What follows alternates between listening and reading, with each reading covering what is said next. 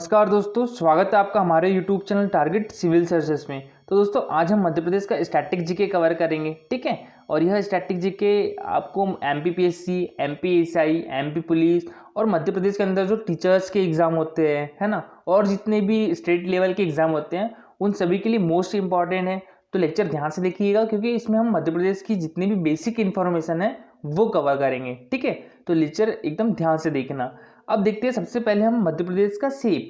तो मध्य प्रदेश का शेप कैसा है? एक कीमल की भांति है ना, यानी ऊँट की जो कुबड़ होती है ना उसकी भांति है मध्य प्रदेश का शेप। यहाँ आप देख सकते हो। और ये भारत के मध्य में होने के कारण इसका नाम क्या पड़ा? मध्य प्रदेश। अब देखते हैं इसका राज्य दिवस यानी स्टेटहुड डे कब मनाया जाता है। तो ये मनाया जाता है 1 नवंबर को। मध्य प्रदेश का स्टेटहुड डे कब मनाया जाता है? 1 नवंबर को मनाया जाता है। और मध्य प्रदेश के अलावा 4 और ऐसे राज्य हैं जिनका स्टेटहुड डे मनाया जाता है 1 नवंबर को। तो वो कौन कौन से राज्य है? एक तो कर्नाटक, केरल, छत्तीसगढ़ और हरियाणा, ठीक है। छत्तीसगढ़ मध्य प्रदेश से अलग होकर ही बना था। कब बना था? 1 नवंबर 2000 को। तो याद रखिएगा। अच्छा, मध्य प्रदेश की स्थापना कब हुई थी? तो ये हुई थी 1 नवंबर 1956 को, ठीक है। और पुनर्स्थापना पूछा जाए तो 1 नवंबर 2000 को हुई थी, क्योंकि यहाँ पर मध्य प्रदेश से अलग होकर छत्तीसगढ़ राज्य बना था, ठीक है। तो याद रखिएगा, मध्य प्रदेश से अलग होकर छत्तीसगढ़ राज्य बना था। तो इस दिन मध्य प्रदेश की पुनर्स्थापना दिवस है, ठीक है। अब देखते हैं हम मध्य प्रदेश का नामकरण। तो मध्य प्रदेश भारत के मध्य में होने के कारण इसका नाम क्या कहलाया? मध्य प्रदेश, ठीक है। और इसका नाम किसने दिया था? तो ये दिया था हमारे देश के प्रथम प्रधानमंत्री चाचा नेहरू, पंडित जवाहरलाल नेहरू ने, ठीक है। तो याद रखना। अच्छा, मध्य प्रदेश के और भी अन्य नाम है, तो वो कौन कौन से हैं? एक तो हृदय प्रदेश हो गया, ठीक है। सोया प्रदेश हो गया, ठीक है। मध्य प्रदेश में सोयाबीन अत्यधिक मात्रा में होता है और सोयाबीन में अत्यधिक मात्रा में प्रोटीन भी पाई जाती है ना। तो प्रोटीन हेल्थ के लिए भी बहुत लाभदायक है, तो इससे याद रखिएगा। और मध्य प्रदेश का और नाम है मध्य भारत, है ना। और फिर इसको नदियों का मायका भी कहा जाता है। मध्य भारत क्यों? क्योंकि ये भारत के मध्य में है। और नदियों का मायका क्यों? क्योंकि यहाँ पर बहुत सी नदियों का उद्गम स्थल है, ठीक है। और फिर टाइगर स्टेट भी बोला जाता है मध्य प्रदेश को। क्यों बोला जाता है? क्योंकि मध्य प्रदेश में सबसे ज़्यादा टाइगर पाए जाते हैं। अगर इंडिया की बात करें तो सबसे ज़्यादा कौन से स्टेट में टाइगर पाए जाते हैं? मध्य प्रदेश में। तो कितने टाइगर हैं मध्य प्रदेश में?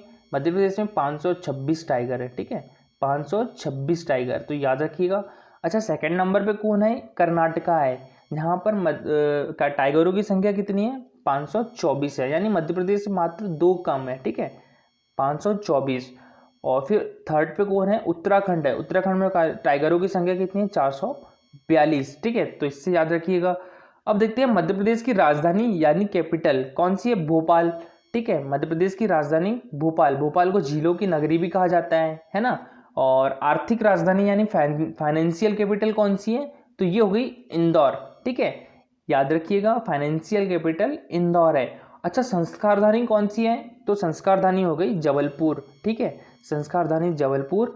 और ऊर्जा राजधानी पूछा जाए तो सिंगरौली है ऊर्जा राजधानी, ठीक है। सिंगरौली ऊर्जा राजधानी और संस्कार राजधानी जबलपुर, आर्थिक राजधानी इंदौर और राजधानी क्या है? भोपाल। अब देखते हैं हम ऊर्जा राजधानी सिंगरौली के बारे में, ठीक है। ऊर्जा राजधानी सिंगरौली के बारे में। तो अगर पूछा जाए कि एशिया की सबसे मोटी परत का कोयला, एशिया की सबसे मोटी परत का कोयला कहाँ पर पाया जाता है? तो ये सबसे ज़्यादा मात्रा में सिंगरौली में पाया जाता है कंपेयर टू एशिया। अगर एशिया में कंपेयर करें तो सबसे ज़्यादा जो मोटी परत का कोयला है वो सिंगरौली में पाया जाता है ना। तो इससे याद रखिएगा। अच्छा, जो नॉर्दर्न कोलफील्ड लिमिटेड का मुख्यालय भी कहाँ पर है? सिंगरौली में है। कौन सी? नॉर्दर्न कोलफील्ड लिमिटेड, इसका मुख्यालय है सिंगरौली में। ये किसकी सहायक कंपनी है? ये कोल इंडिया की सहायक कंपनी है, ठीक है। कोल इंडिया की सहायक कंपनी कौन सी है? Northern coalfield limited. और इसके अंतर्गत 9 खदानों का संचालन होता है, ठीक है। इसके अंतर्गत 9 खदानों का संचालन होता है, ठीक है। और यहाँ पर जो एनटीपीसी का पावर प्लांट है वो कितने मेगावाट का? तो 4000 मेगावाट का पावर प्लांट है ना, याद रखना। और यहाँ पर जो भारतीय कंपनी है जैसे रिलायंस हो गई, और भी बहुत सी भारतीय कंपनी है जिसका पावर प्लांट सिंगरौली में स्थापित है, तो याद रखिएगा, ठीक है। अब देखते हैं मध्य प्रदेश का हाई कोर्ट यानी उच्च न्यायालय, ये कहाँ पर है? जबलपुर में है, ठीक है। जबलपुर में एक बहुत प्रसिद्ध जलप्रपात भी है। कौन सा जलप्रपात है? धुआंधार जलप्रपात। ये इसको नर्मदा नदी बनाती है, ठीक है। और नर्मदा नदी का उद्गम स्थल कहाँ पर है? अमरकंटक में है, तो याद रखिएगा। और यहाँ अभी कार्यवाहक मुख्य न्यायाधीश कौन है, संजय यादव है। जब मैं लेक्चर रिकॉर्ड कर रहा हूँ 16 अक्टूबर 2020 को, तो मध्य प्रदेश के कार्यवाहक मुख्य न्यायाधीश कौन है, संजय यादव है। ठीक है, याद रखिएगा, ये चेंज भी हो सकते हैं। अच्छा, मध्य प्रदेश का जो उच्च न्यायालय है उसकी 2 खंडपीठें हैं, कौन कौन सी है, एक तो ग्वालियर में है ना, और एक है इंदौर में। यानी मध्य प्रदेश की फाइनेंशियल कैपिटल में हो गई इंदौर में एक खंडपीठ और एक ग्वालियर में हो गई। ठीक है, डिवीजन बेंचेस। ठीक है, अब देखते हैं मध्य प्रदेश का एरिया। तो मध्य प्रदेश का जो एरिया है वो भारत के एरिया का 9.38% है। ठीक है, 9. ये एक बहुत बड़ा एरिया कैप्चर करता है मध्य प्रदेश, है ना। और इसका क्षेत्रफल कितना है, तो ये है 3,08,252 किलोमीटर स्क्वायर। ठीक है, और कहीं कहीं यहाँ पर 3,08,242 किलोमीटर स्क्वायर भी लिखा जाता है, मतलब 7 किलोमीटर का डिफरेंट। वो क्यों, ये है अमरकंटक की किरार घाटी विवाद के कारण। ठीक है, अमरकंटक की किरार घाटी विवाद के कारण, याद रखिएगा। और मध्य प्रदेश का क्षेत्रफल की दृष्टि से भारत में कौन सा स्थान है, तो दूसरा स्थान है।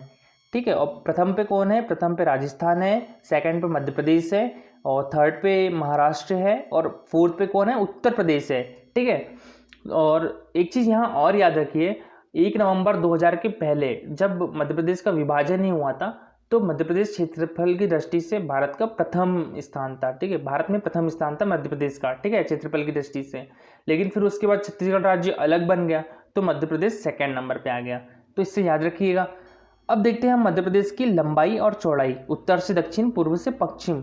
ठीक है, अब यहाँ देखो, एक चीज़ याद रखना, मध्य प्रदेश का सबसे उत्तरी जिला भिंड है और सबसे दक्षिणी जिला बुरहानपुर है। ठीक है, मध्य प्रदेश का सबसे उत्तरी जिला भिंड और मध्य प्रदेश का सबसे दक्षिणी जिला बुरहानपुर, और इनके बीच की लंबाई कितनी है, 605 किलोमीटर है। ठीक है, तो मध्य प्रदेश की लंबाई कितनी हो गई, 605 किलोमीटर, है ना। अच्छा, सबसे पूर्वी जिला कौन सा है मध्य प्रदेश का, तो सिंगरौली है, और सबसे पश्चिमी जिला कौन सा है, तो ये अलीराजपुर है। ठीक है, और इनके बीच की लंबाई कितनी हो गई है, ये हो गई 870 किलोमीटर। ठीक है, तो मध्य प्रदेश की चौड़ाई कितनी है, 870 किलोमीटर, याद रखिएगा। अच्छा, पूछा जाए कि मध्य प्रदेश का सबसे मध्य का जिला कौन सा है, तो ये है सागर। ठीक है, मध्य प्रदेश का सबसे मध्य का जिला कौन सा हो गया, सागर, तो याद रखिएगा। और यहाँ सिंगरौली यूपी और एमपी दोनों की बॉर्डर टच कर रहा है ना। ये सबसे पूर्वी जिला है मध्य प्रदेश का सिंगरौली, और ये यूपी और छत्तीसगढ़ दोनों की बॉर्डर टच कर रहा है यहाँ पर, है ना। तो इससे याद रखिएगा। और जो अलीराजपुर है ये गुजरात और महाराष्ट्र दोनों की बॉर्डर टच कर रहा है, और ये सबसे पश्चिमी जिला भी है, तो इससे याद रखिएगा। ठीक है, अब देखते हैं हम भारत का क्षेत्रफल। तो भारत का क्षेत्रफल कितना है, 32,87,263 किलोमीटर स्क्वायर। इसमें इसकी लंबाई कितनी है, मतलब उत्तर से दक्षिण 3214 है, और जो चौड़ाई है पूर्व से पश्चिम वो है 2933। 3214 2933, मतलब ये हो गया 3214 और ये हो गया 2933, तो इससे याद रखिएगा। ठीक है, अब देखते हैं मध्य प्रदेश का राजकीय चिन्ह। तो ये हो गया मध्य प्रदेश का राजकीय चिन्ह, और यहाँ आप जो देख रहे हैं ये वाला, ये है स्तूप। तो ये स्तूप में मध्य प्रदेश का जो राजकीय चिन्ह है, इसमें स्तूप की संख्या कितनी है, 24 है। ये यहाँ जो 1 2 3 4 5 6 7 8 9 10 11 12 13 14 15 16 17 18 19 20 21 22 23 24, तो कितने हो गए, ये 24 हो गए, है ना।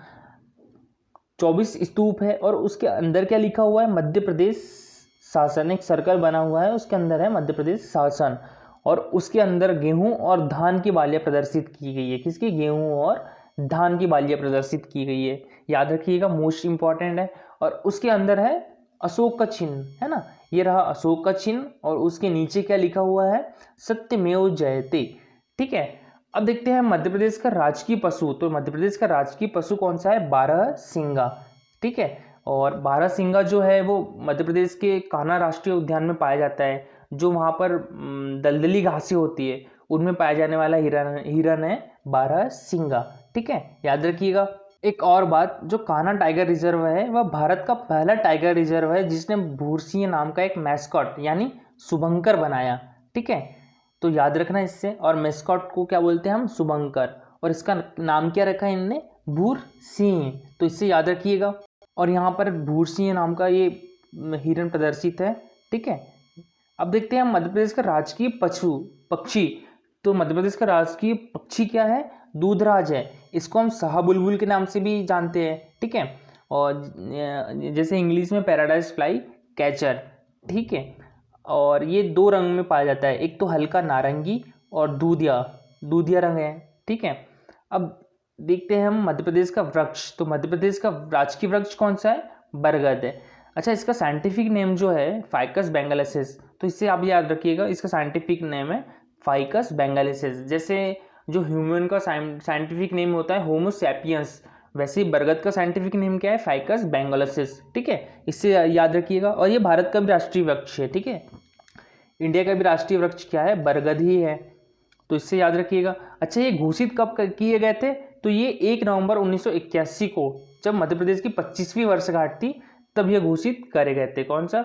राजकीय पक्षी और वृक्ष, ठीक है। अब देखते हैं मध्य प्रदेश की राजकीय फसल कौन सी है। तो मध्य प्रदेश की राजकीय फसल है सोयाबीन, है ना। आप जानते हो मध्य प्रदेश में सोयाबीन अत्यधिक मात्रा में पाया जाता है, ठीक है, अत्यधिक मात्रा में होता है। और सोयाबीन में अत्यधिक मात्रा में प्रोटीन भी होता है, जो कि हेल्थ के लिए बहुत अच्छा है, बहुत इंपॉर्टेंट भी है हेल्थ के लिए, ठीक है। अब देखते हैं हम मध्य प्रदेश का जो राजकीय खेल है वो कौन सा है? मल्लखंभ। ये 2 शब्दों से मिलकर बना है। कौन कौन से? एक तो मल्ल यानी बलवान या योद्धा, और खंभ यानी खंबा। तो जो बलवान या योद्धा होते हैं वो खंबा पे लटक कर अपना कर्तव्य दिखाते हैं, ठीक है। तो मध्य प्रदेश का राजकीय खेल कौन सा है? मल्लखंभ। अब देखते हैं मध्य प्रदेश का राजकीय पुष्प। तो मध्य प्रदेश का राजकीय पुष्प क्या है? सफेद लिली है ना। इसका चित्र यहाँ पर है सफेद लिली का, ठीक है। और इसे व्हाइट लिली भी के नाम से भी जानते हैं हम। अब देखते हैं मध्य प्रदेश की राजकीय मछली कौन सी है? तो ये होगी महासीर, ठीक है। मध्य प्रदेश की राजकीय मछली कौन सी है? महासीर। इसको टूरटूर मछली भी बोलते हैं। अब देखते हैं मध्य प्रदेश का राजकीय नृत्य। तो मध्य प्रदेश का राजकीय नृत्य कौन सा है? राई है, ठीक है। और नाट्य माच। नृत्य कौन सा हो गया? राई हो गया। और नाट्य कौन सा हो गया? माच, ठीक है। और मध्य प्रदेश का राजकीय गान कौन सा है? तो ये है सुख के दाता सबके साथी, ठीक है। और इसके लेखक कौन है? महेश श्रीवास्तव, ये याद रखना, ठीक है। सुख के दाता के लेखक कौन है? महेश श्रीवास्तव। और गाया किसने इसको? शांतनु मुखर्जी ने, ठीक है। इनको शान के नाम से भी जाना जाता है। अब देखते हैं मध्य प्रदेश में जो कर्क रेखा है वो मध्य प्रदेश के कितने जिलों से होकर गुजरती है? तो ये मध्य प्रदेश के 14 जिलों से होकर गुजरती है, ठीक है। वो जिले कौन कौन से हैं? एक तो रतलाम हो गया, एक उज्जैन हो गया, शाजापुर, यहाँ पे शाजापुर नहीं है, ठीक है, आगर मालवा आ गया है, क्योंकि जो मध्य प्रदेश का जब शाजापुर से अलग होकर आगर मालवा बना था, तो ये कर्क रेखा आगर मालवा से होकर गुजरती है, ठीक है। फिर उसके बाद राजगढ़, सीहोर, भोपाल, रायसेन, सागर, दमोह, जबलपुर, कटनी, विदिशा, शहडोल, उमरिया, ठीक है। ये 14 जिले हो गए, है ना, जिससे कर्क रेखा होकर गुजरती है। अच्छा, हम भारत की बात करें तो भारत में कितने राज्यों से होकर कर्क रेखा गुजरती है? 8 राज्यों से। कौन कौन से? एक तो कौन सा हो गया? मिजोरम, त्रिपुरा, ठीक है, और वेस्ट बंगाल, झारखंड, ठीक है, छत्तीसगढ़, मध्य प्रदेश, है ना। फिर यहाँ राजस्थान आ जाता है इसके बाद, फिर हो गया गुजरात। तो भारत से 8 राज्यों से होकर गुजरती है। और मध्य प्रदेश की बात करें तो 14 जिलों से होकर गुजरती है, ठीक है। मध्य प्रदेश में 14 जिलों से होकर गुजरती है। अब देखते हैं मध्य प्रदेश का ये हो गया मैप, ठीक है। और मध्य प्रदेश 5 राज्यों से सीमा लगाता है। कौन कौन से? यूपी के साथ इसकी सबसे बड़ी सीमा है, और गुजरात के साथ सबसे छोटी सीमा है, और फिर राजस्थान। अच्छा, यहाँ पर जो यूपी है उसके साथ मध्य प्रदेश के कितने जिले शेयर करते हैं? 14 जिले, ठीक है। मध्य प्रदेश की 14 जिलों की बॉर्डर शेयर करता है यूपी बॉर्डर, ठीक है। और फिर इसके बाद राजस्थान बॉर्डर, तो कितने जिले की बॉर्डर शेयर करती है? ये मध्य प्रदेश के 10 जिले, मध्य प्रदेश के 10 जिले राजस्थान की बॉर्डर शेयर करते हैं। और मध्य प्रदेश के 2 जिले गुजरात के साथ बॉर्डर शेयर करते हैं। और जो महाराष्ट्र की बात करें तो कितने जिले हैं? 9 जिले हो गए। और छत्तीसगढ़ की बात करें तो 6 जिले हो गए। देखो, महाराष्ट्र यहाँ हो गया, छत्तीसगढ़ यहाँ, 9 का उल्टा छत्तीसगढ़ 6 हो गया, ठीक है। तो याद रखिएगा। और गुजरात के साथ 2 और राजस्थान के साथ कितना? 10 जिले हैं, ठीक है। और उत्तर प्रदेश के साथ 14 जिले। अब देखते हैं मध्य प्रदेश में विधानसभा सीटें कितनी हैं? 200 सीट है, जिसमें 35 SC के लिए आरक्षित है और 47 ST के लिए आरक्षित है, ठीक है। और लोकसभा की सीटें कितनी है? 29 है, जिसमें 4 SC के लिए आरक्षित है और जो 6 सीट है वो एसटी के लिए आरक्षित है, ठीक है। और राज्यसभा सीटें कितनी है, तो ये 11 सीटें हैं, ठीक है। अब देखते हैं मध्य प्रदेश में संभाग डिवीजन कितने हैं, 10 है। कौन कौन से हैं, चंबल, ग्वालियर, सागर, रीवा, शहडोल, जबलपुर, नर्मदा, ठीक है। और यहाँ याद रखना जो सबसे बड़ा संभाग है वो जबलपुर है, ठीक है। सबसे बड़ा संभाग कौन सा है, जबलपुर, भोपाल, इंदौर और एक उज्जैन, तो याद रखिएगा। अच्छा, जो मध्य प्रदेश में कितने जिले हैं, 52 जिले हैं। इसमें जो 52वां जिला है वो कौन सा था, निमाड़ी था, ठीक है। और 51वां कौन सा था, आगर मालवा। ये निमाड़ी टीकमगढ़ से अलग होकर बनवाया गया था और जो आगर मालवा है ये शाजापुर से अलग होकर बना था, ठीक है। और मध्य प्रदेश में विकासखंड 313 हो गए और आदिवासी विकासखंड कितनी है, 89 है, ठीक है। ये ऑफिशियल डेटा है, ठीक है। जिले कितने हो गए, 52, तहसील 424 और कुल विकासखंड 313 है, जिसमें जो आदिवासी विकासखंड है वो 89 है, ठीक है। और कुल सिटी कितनी है, तो 476 है। और ग्राम की बात करें तो 54,903 ग्राम हो गए, है ना। और ये ठीक है, जो राजस्व ग्राम है 53,738, ठीक है। नगर पालिका 98, नगर परिषद कितनी है, तो 294, जनपद पंचायत 313, मतलब कुल विकासखंड और जनपद पंचायत 313 है, ठीक है। जिला पंचायत 52 हो गई, तो याद रखिएगा, ठीक है। अब देखते हैं मध्य प्रदेश की जनसंख्या।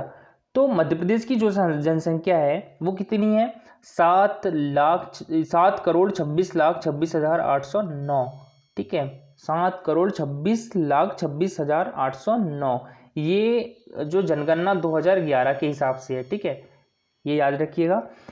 और जिसमें पुरुषों की संख्या कितनी है, तो ये 51.8% है, ठीक है। और महिलाओं की संख्या 48.2% है, ठीक है। और जनसंख्या वृद्धि रेट कितना है, तो ये 20.30% है, ठीक है, 20.30%। और जो ग्रामीण जनसंख्या वो कितनी है, 72.4%, मतलब मध्य प्रदेश में सबसे ज़्यादा लोग ग्रामीण क्षेत्र के है ना। और जो शहरी जनसंख्या है वो 27.6% है, ठीक है, 27.6% है। अब देखते हैं अनुसूचित जो जाति है उनमें मध्य प्रदेश की जनसंख्या का परसेंटेज क्या है, 15.6% है। और अनुसूचित जनजाति 21.2%, ठीक है। और ओबीसी की बात करें तो ओबीसी कुछ 53 पॉइंट कुछ परसेंट है ना, 53 पॉइंट कुछ परसेंट है। और जनरल की बात करें तो जनरल में कितने लोग आते हैं, 13 पॉइंट कुछ परसेंट है, ठीक है, तो याद रखिएगा। और जनसंख्या घनत्व कितना है, तो 236 किलोमीटर स्क्वायर है, ठीक है, मतलब 1 किलोमीटर स्क्वायर में 236 लोग रहते हैं, तो याद रखिएगा, ठीक है। और इंडिया में बात करें तो जो 382 लोग 1 किलोमीटर स्क्वायर में रहते हैं, 382 लोग, ठीक है। अब देखते हैं साक्षरता दर मध्य प्रदेश की, यानी लिटरेसी कितनी है, 69.32% है, ठीक है, जो कि थोड़ी कम है, ठीक है। और महिला साक्षरता दर कितनी है, महिला साक्षरता दर है 59.2% और पुरुष साक्षरता दर 78.7%, ठीक है। यहाँ बहुत बड़ा डिफरेंट है महिला और पुरुष में, ठीक है। अब देखते हैं मध्य प्रदेश का जो सबसे साक्षर जिला है, मतलब कौन